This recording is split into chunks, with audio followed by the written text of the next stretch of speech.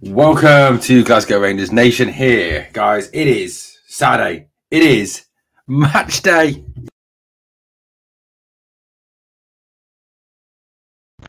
We are back with match day news. That's right. Real, genuine, proper, actual match day news about a real game. Yes, those weekends of freedom, those weekends of Rangers not ruining your weekend are over.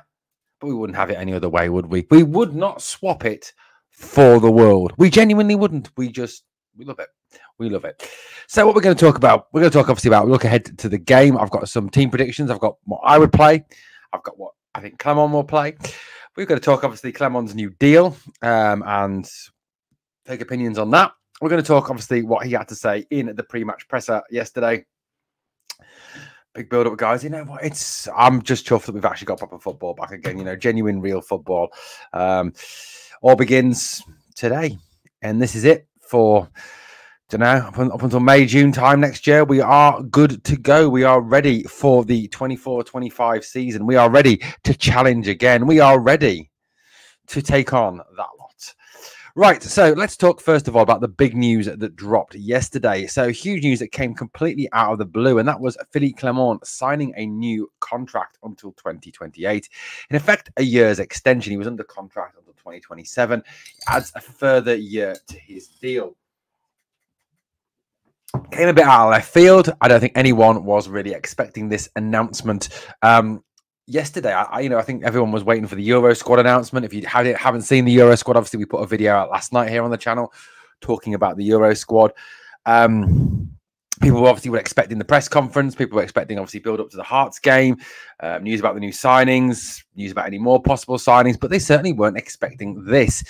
I think it's look. I think this is a signal. This is a clear signal from the board and from the club that they are, number one, backing Philippe Clement, but number two, Philippe Clement is their man. And this is for the long haul. This is, I think, really backing up what John Bennett said in his interview. And look, I mean, there was a lot wrong with that interview. And we've talked about what was wrong with that interview. We've talked about what was wrong. We've talked a lot about what's wrong with John Bennett being chairman. But this is a clear sign that the club are fully behind their man. They are fully behind their manager. You don't give a man a contract extension. You don't give him a 4-year deal, obviously making it into another 4-year deal if you are not fully committed to the project, fully committed to the rebuild. And look, I know, and I'm fully aware of the fact, obviously, I'm not stupid. We do these podcasts. We here take opinions. We take wide and varied opinions, and sometimes we disagree, and that's fine. And I know there's people out there that don't like Clement, that don't want him to stay, that have their doubts, and there's others that fully back him. But, whatever the situation is now, whatever how you feel about Philippe Clement, now is the time we just have to get behind him and back him. Because, one thing that I've kind of picked up from listening to his interviews, listening, to what he's got to say, it's clear he has a project. It's clear he has a set of ideas. It's clear that he... one of the big things for me that came across from the interview that he gave and also from the presser was that he loves this club. He absolutely loves the club. He loves the city. He loves the fans. He loves being Rangers manager. It's a real project that really, excites him, that really fills him with joy and something that he really loves doing. And look, we'd all love a job, wouldn't we, where we actually love getting up and going to work each day. And I'm sure Philippe Clement actually loves getting up and going to work each day. I'm sure, he actually enjoys what he has to do. We'd all love that, wouldn't we? Personally, I fucking hate my job. I can't stand it. He talked, at length about in that love. He talked about what his project was. He said that in October when he had taken over the club, that he felt that there was a negativity in the building, that there was fires that needed to put out, and the negativity brought under control. He talked about the fact that he wanted to rebuild that synergy between fans and players and the team, and rebuild a kind of unity of purpose for the club. He said it was obviously a time to turn it around. He said it was time to discuss with players, to see, to learn, and to do better and get better. And I think, he's obviously taken time to assess what is going on. And he talked about the fact that, that it's an end of a cycle. He talked about the fact that 6 players left for nothing, which he said was absolutely crazy, that so much money obviously disappeared out the door. He talked about the need for that recruitment process, and he talked about the fact that we need to have long-term plans. And he's right. We do need to have long-term plans. You know, we don't need to go through a rinse-repeat cycle where we are constantly sacking our manager, where we are constantly having the same conversation every October, November time. Well, this manager needs time. He needs time to rebuild. He needs time to bring his players in. And then we get to the summer after. It's time for a rebuild. Oh, yes, another bloody rebuild. We can't keep doing this. We cannot keep this cycle going, because the only thing this cycle is going to lead to is a further cycle of failure, a further situation where those across the city are going to get further ahead of us in terms of financial status, in terms of trophies won, in terms of a lot of things, and that cannot continue. So for me, this is a move where we back Philippe. You know, we have to give him time to bring in his players. We have to give him time to consolidate what he wants to do, a style of play. And people say, well, there is no style of play. Well, he hasn't got his players. That's the thing. You know, we haven't seen it. And, you know, there was a really interesting comment in the presser yesterday that he talked about fresh ideas and seeing something we hadn't seen before, which was really interesting. I want to touch on that. I want to talk about teams and talk about the actual presser itself that he gave. But, you know, for me, this is the right move. This is the right move. This is a guy, is a football guy, a guy who eats, sleeps, drinks football. He's a football monster. You know, this is what he, you know, he's the right man for the job. And I think given time, and I think we've got to remember, it took Steven Gerrard 3 years to get this right, you know, to get this project right. And it was three years that, you know, were tough until we led to 55, and then post 55 it all went wrong because of the board, because of Douglas Park and Stuart Robertson being absolute disasters at running this club. But look, at the end of the day, this is a time now we've got to get behind this guy. We've got a guy who can take this club back to where it needs to be. He's proven that in his past record. Bruges, Genk. This is a winner, a serial winner. I mean, how nice is it to hear that term at Rangers? Serial winner. Not serial loser, serial winner. This is a guy who is a serial winner. Wins trophies, wins titles, but not only just wins one title, wins titles back to back. So it's time we backed him. It's time we gave him this. I think the board have sent a clear signal to every single, you know, team in Scotland and team in Europe, and, you know, the fans as well, that this is our man. We're backing him. We're getting behind him, and this is the man we want for the future. Now, I mean, on the negative side of things, you know, obviously, if it doesn't work out, it means the payout to him is going to be huge, which, you know, I think happens with any manager when any manager gets sacked. But on the positive side of that, you know, if it was that, you know, the Belgian job came up and that he was attracted by it, or another job somewhere else in England or somewhere else came up, the fact that he's under contract for a longer period of time ensures that any compensation payment you're going to get is going to be higher, because they've got to pay more to get him out of his contract, which obviously is a smart business move. And it's nice to see that the move of extending contracts to get more money for people leaving is extending to the manager and not just the players. I wonder if Niels Koppen is behind this move. So, you know, certainly an interesting one from Philippe Clement when he talked, you know, about this contract. But like I said, I think it's overall positive news. I think, you know, no matter what your feelings are on Philippe Clement, we need to give this guy time to get it right, time to sort this out, time to put this club back where it belongs, back at the top of Scottish football, back competing in Europe. And he's certainly got, I think, the vision to do that. It's just about supporting that vision. Right, so he spoke to the media today, obviously, ahead of the Hearts game on Saturday. Now, obviously, 12:30 kickoff, live on Sky. Fortunately, I will be stuck at work, so we'll miss it. So I'll have to watch it when I get home from work. So I'll be avoiding it and then rewatching it as if I'm watching it from start, if that kind of makes sense, guys. You know, he talked about the fact that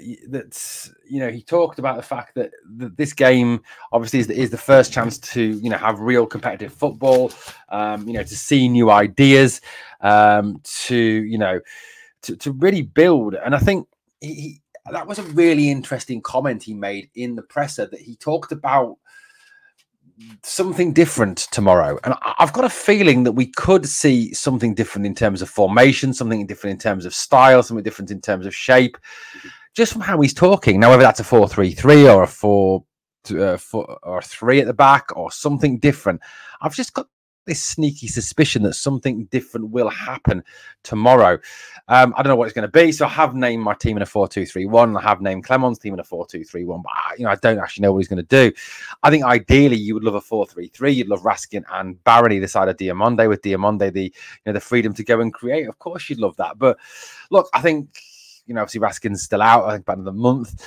So I don't know what's going to happen tomorrow, but it's interesting that he brought that point up in the presser. That was a really interesting point for me.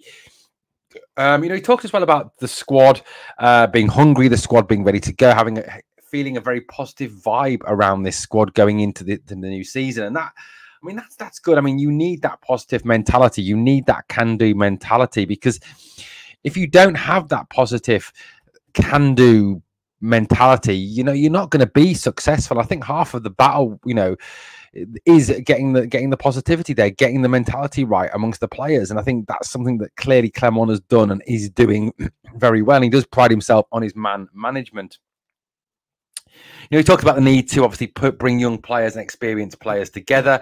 He talked about the fact that, and this was interesting, this comment that he made, that he said that fans and media would see a 200% better Rangers by October, November and December.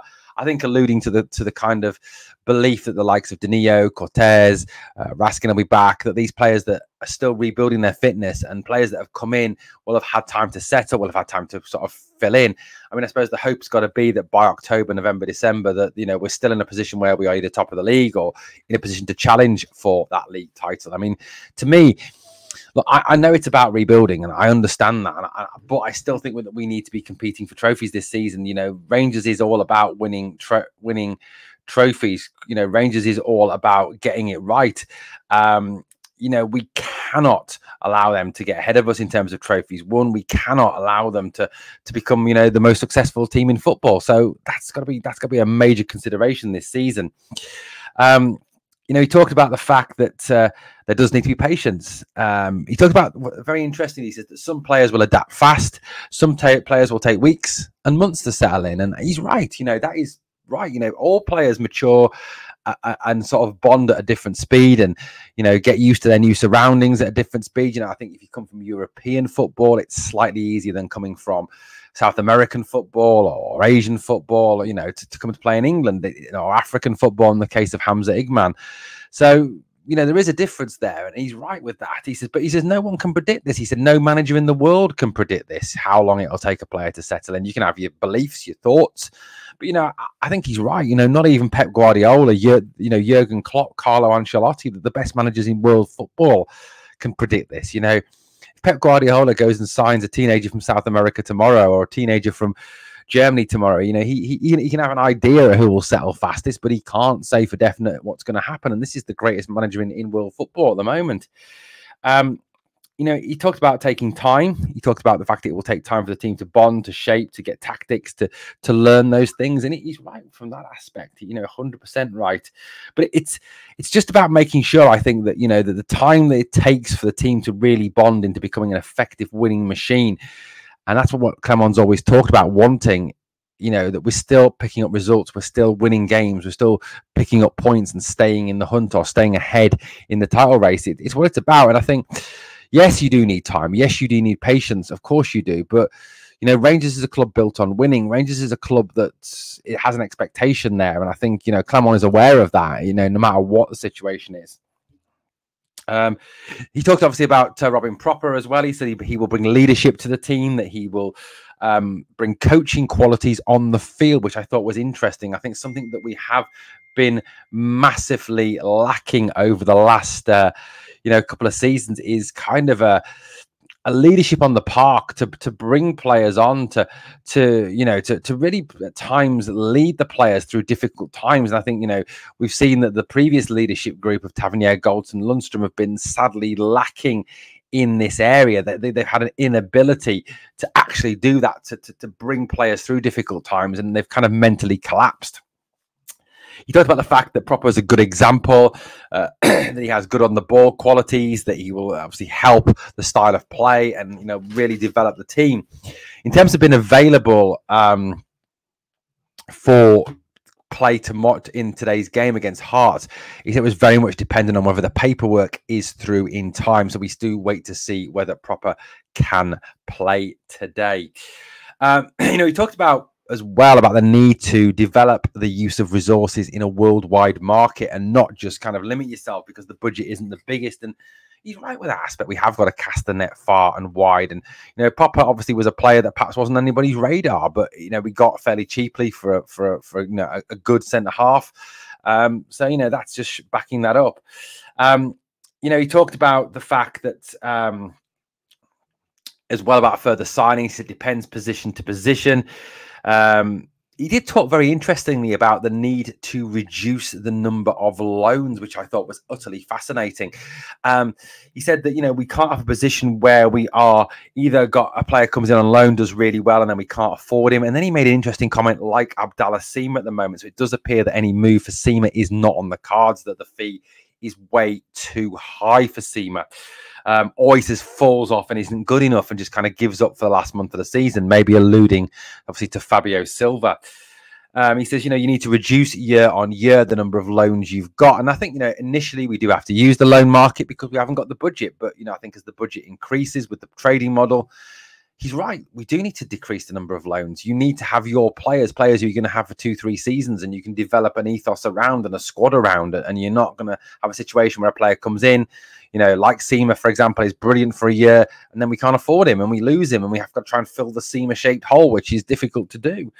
So yeah, it was very interesting, that comment he made about loans. He talked about Václav Cerny as well.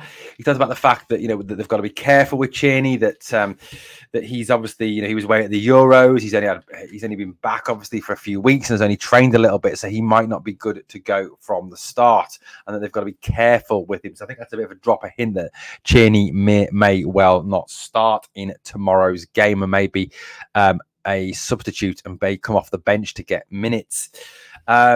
It seems to me that Tav will start tomorrow. He talked about the fact that Sterling is out, but hopefully he'll be back for Tuesday's game. I think this is kind of a wider worry for me, though, is the amount of time that Sterling seems to be out for is a bit of a concern. He does seem to miss a lot of time through injury. Maybe that's just wear and tear. Maybe he's not used to it from the fact that he has obviously come from not playing a great deal of football to suddenly playing an awful lot of football in a lot of different positions. And we all know the Scottish game is tough from the physical aspect anyway.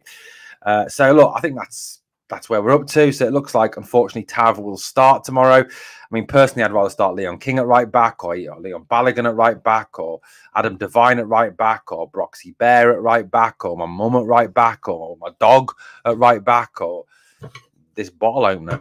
But, it will be that Tav will start. He'll probably captain the side. It is what it is, guys. I'm not happy about it. Just got to accept it. He said, obviously, Tav is showing that he wants to play. And I personally think Tav's going nowhere and that we're stuck with him this season until the end. You can think what you want. My feelings on it. I know your feelings on it. I know some of you disagree with me. I know some of you don't like people slagging him off. I'll maintain till he eventually does leave this club that he's past his best and he needs to go and he's just not up to playing for us anymore. But that's just personal opinion. I think tomorrow is a game where we need to hit the ground running. It's a game where we need to go out there and start to play, start to lay down a style, start to lay down a form. Now, we started to see elements of the attacking style against Union Berlin, and with that 4-4 draw, obviously scoring 4 goals. The defence was absolutely shite that day, with James Tavernier being part of it and looking very weak. That's the one worry for me, that Hearts have some very talented players, in Yandanda, Spittle and Shankland and Vargas, for example, up against that defence. And, if Propper isn't fit, if he plays Hefte over Ridvan, which, I think is a possibility given the pre-season where he has played Hefte as a starter amongst what, you would say is more first choice back four. Nothing against Hefte. I think he needs time. And I think in time he will be a very good player. His defensive skills are exceptionally poor. And we can't afford 2 fullbacks with James Tavernier one side and Hefte the other that cannot defend, that are poor at tracking back, that lose their men, that just are not up to the job of defending. It puts far too much pressure on whoever the 2 centre halves are, whether that is Propper and Suter or Propper and Davis or Davis and Suter, Balogun, whoever it is at that combination. It just puts too much pressure on them and too much expectation on them to kind of try and do the job of 4 people, which is just not possible. So that is a big concern for me about tomorrow's game, is the defence. And look, Hearts will come out and they will play with attacking football. They will try and have a go. Stephen Naismith is not a manager who will set his team up to low block. He's not a manager who will set his team up to try and spoil and foul and kick.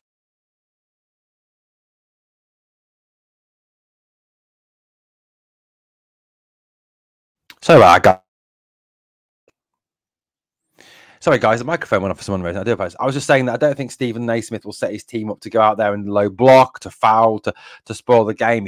I think he will set his team up to go and play football. I honestly believe that Naismith will go into tomorrow's game feeling that he has an opportunity to get a result, that he has the chance to try and get something from this game. I genuinely feel that, that is something that he will feel. I don't think that he is a negative manager. I think he is a manager who wants to be positive, wants to attack, wants to play football.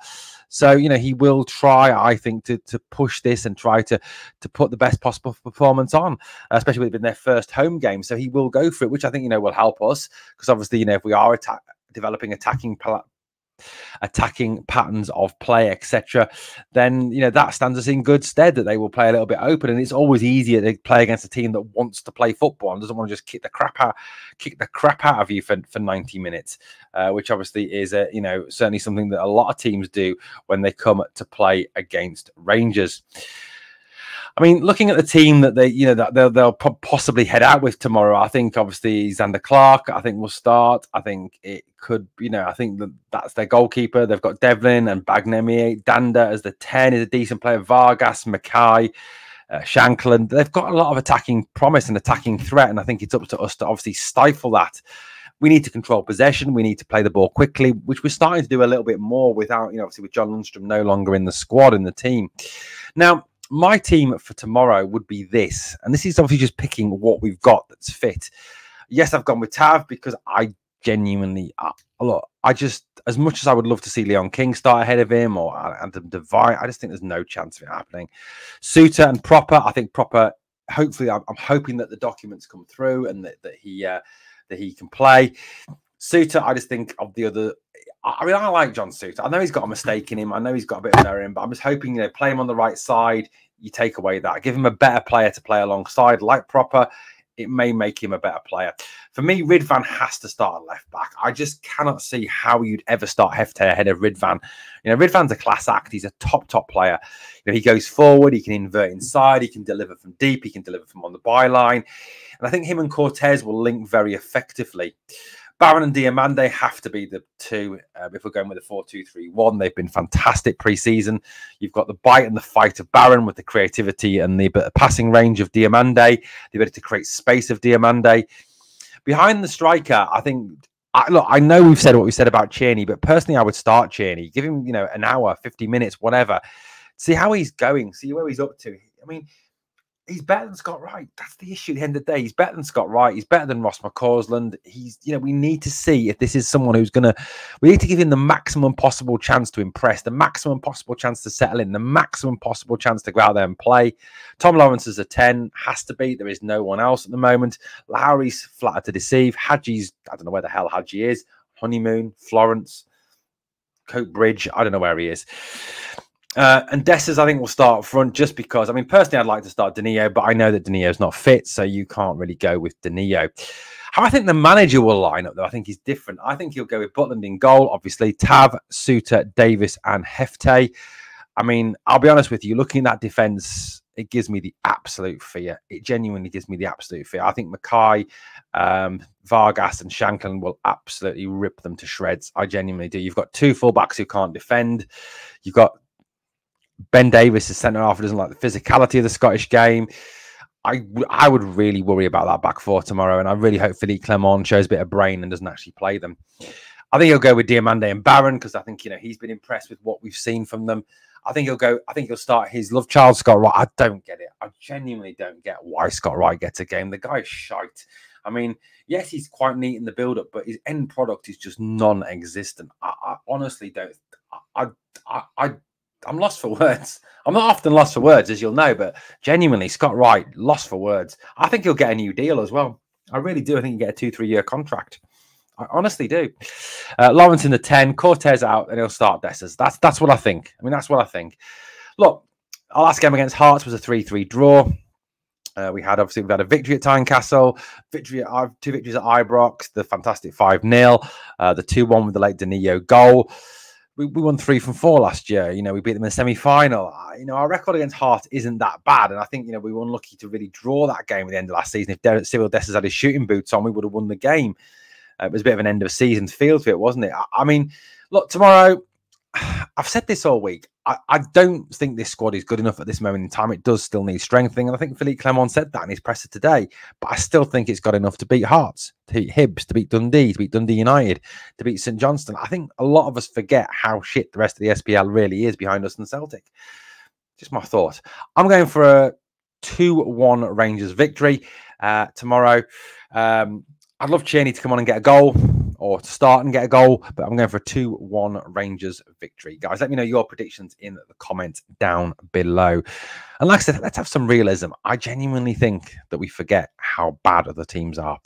Right, guys, thank you for watching Glasgow Rangers Nation. Please obviously smash the sub, help the channel to keep on growing. We obviously back later to look back at the game. Thank you for watching Glasgow Rangers Nation. Please, on the way out, do me 2 favours. 1, smash that like, beat that algorithm, beat it. And remember always, we are the people. Oh, we are the people.